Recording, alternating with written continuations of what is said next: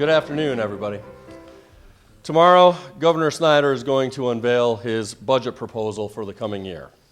He'll do so after taking credit recently for things that he didn't do and had nothing to do with.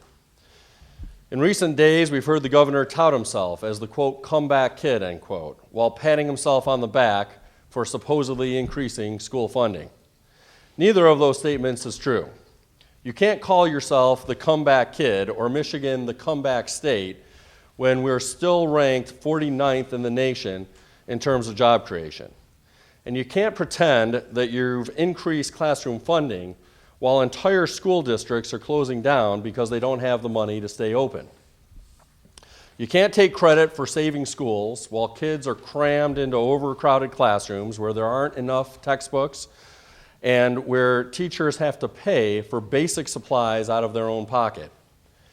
And you can't pretend that Michigan families are doing better now when they're struggling with unprecedented tax increases. Seniors already struggled to get by on a fixed income, but that didn't stop the governor and legislative Republicans from imposing a new retirement tax. Families are fighting just to stay in their homes, but the governor and legislative Republicans took away the homestead property tax credit for 400,000 Michigan families. Hardworking men and women put in long hours in low-paying jobs, but the governor and legislative Republicans slashed the earned income tax credit that helps low-income working people. It's obvious the governor is out of touch with the realities that Michigan's families, seniors, and students face, and that's why his budget is out of touch. In recent years, corporations were given massive tax giveaways at the expense of middle-class families with the promise that jobs would come flooding into our state. 3 years into this Republican experiment, Michigan still suffers with the fourth highest unemployment rate in the country. It's not working, Governor, and it's time to undo the damage that you, Governor, and legislative Republicans did to Michigan families, making them pay more in taxes so big corporations could pay less. It's time to get rid of the retirement tax so that our parents and grandparents can stop worrying about where their next meal can come from.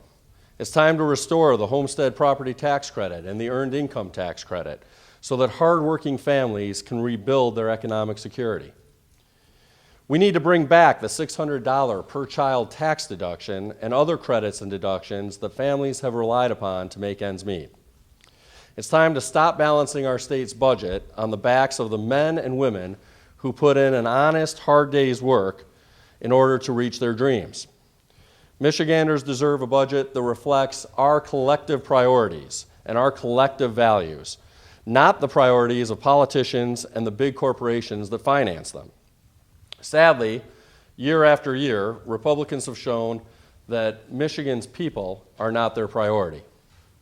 Instead of putting people first, they have slashed funding for our schools, they have slashed away at our economic security, and they've even threatened our safety, all in the name of freeing up funds to pay for their corporate tax giveaways.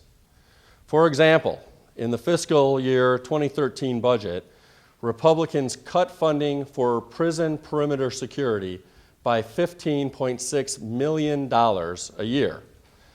That cut included the elimination of more than 135 full-time prison employees, including the jobs of guards who monitor the prison perimeters.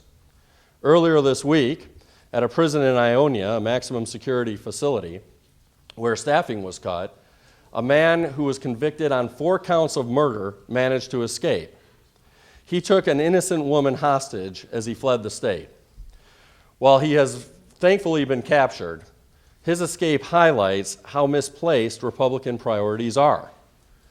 That's why this budget process is so important, and why our priorities matter in this budget, and why the budget needs to reflect Michigan's values.